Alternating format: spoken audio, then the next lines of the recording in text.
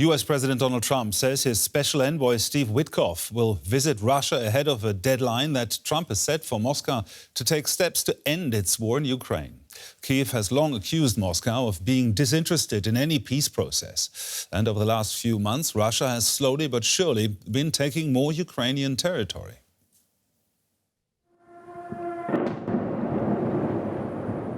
Russian rockets and drones rained down on Kyiv.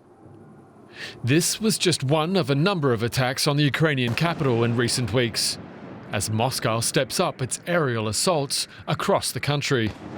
Researchers say Russian drone strikes hit an all-time record in July. Ukraine has fairly established air defense systems, but it's Russia's use of ballistic missiles that is causing major problems. Kyiv only has the American Patriot defense system to intercept those, and Patriot missiles are in short supply. On the front lines, far away from the capital, Russia has also been using its aerial arsenal to win territory on the ground. Russia's summer offensive has seen an increase in attacks on a number of fronts. Its forces have made advances in the northern Sumy region. They've begun pushing up towards Zaporizhzhia from the south, and they've taken a heavy toll on the eastern front, where Moscow's military has now captured more than 2/3 of the Donetsk region. The eastern front is the most active in the war. Russia has expended massive resources there in recent months, probing for weak points in Ukraine's defensive lines.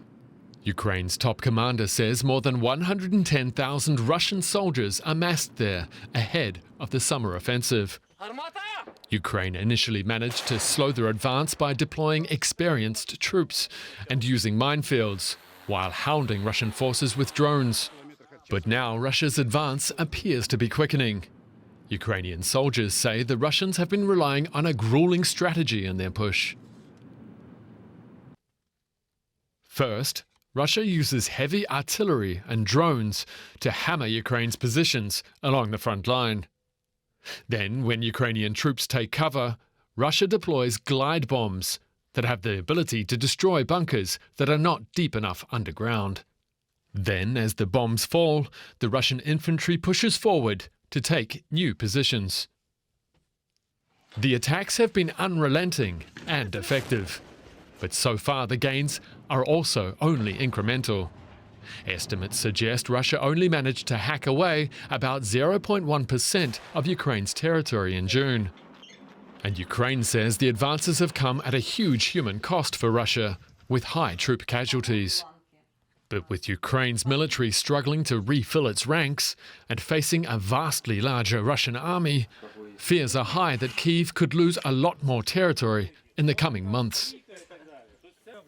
And for more on this, let's bring in Mykola Bielieskov. He is a military analyst at Ukraine's National Institute for Strategic Studies, which is part of the office of the Ukrainian president. Now, what is Russia's current strategy on the battlefield, in your view?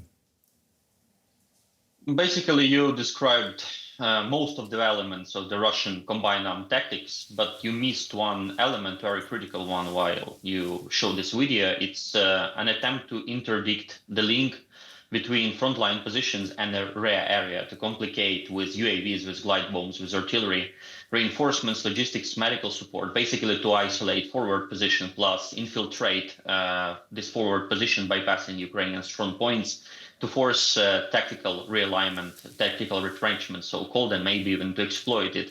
But thus far, everything else you described is quite precise in terms of combined armed tactics employed by Russia right now. Now, why does Russia appear to be concentrating its offensive on the Donbas region right now? First of all, they, if we recall, declared the Donetsk region to be part of Russia, and without taking control of the Donetsk region, they are not able to say that they attained even at least some of their goals, declared ones. But otherwise, they have some local successes, creating a bulge between Pokrovsk and Konstantinivka, and they try to exploit this bulge to maybe encircle eventually Pokrovsk and force us to withdraw. So there are a combination of political and military consideration. They force them to concentrate on the Donetsk region. Now, let's talk about this bulge. How important are Russia's recent territorial gains militarily and for Ukraine's overall war effort? To a great extent, situation resembles 2024, when there are some local Russian successes, local advances, which they are not able to translate into the classic breakthrough. Unfortunately, the pace of their advances accelerated. If we compare May, July 2024 and May, July 2025. But in general, Russian armed forces are still unable to turn local advances into breakthroughs. So we can expect the continuation of this grinding local advances in Donetsk regions and in other regions they would try to prioritize. Now, do you see any way that Ukraine could regain the initiative in this war? Right now, our goals are more limited. Right now, we need to stabilize the front line. Without frontline stabilization, without checking Russian incremental advances, it's not possible to create conditions for negotiations. So right now, it's about stabilization of the front line, and only then we can think about some full regaining of the initiative through offensive. But our goals now are more limited. Now, Donald Trump says his envoy Steve Witkoff will go to Moscow this week. What do you expect from that visit? Unlike other visits, his hand is now more strengthened through the new scheme to supply US weaponry through European intermediaries and financing, plus the threat of sanctions. But my fear is that still they do not have much persuasive power to force Putin to stop fighting and negotiate earnestly. So we still need to strengthen Ukraine negotiation hands through both aid and sanctions on Russia to come to the moment when Russia would negotiate earnestly instead of dictate. Thank you very much. Mykola Bielieskov, a military analyst at Ukraine's National Institute for Strategic Studies. Thank you.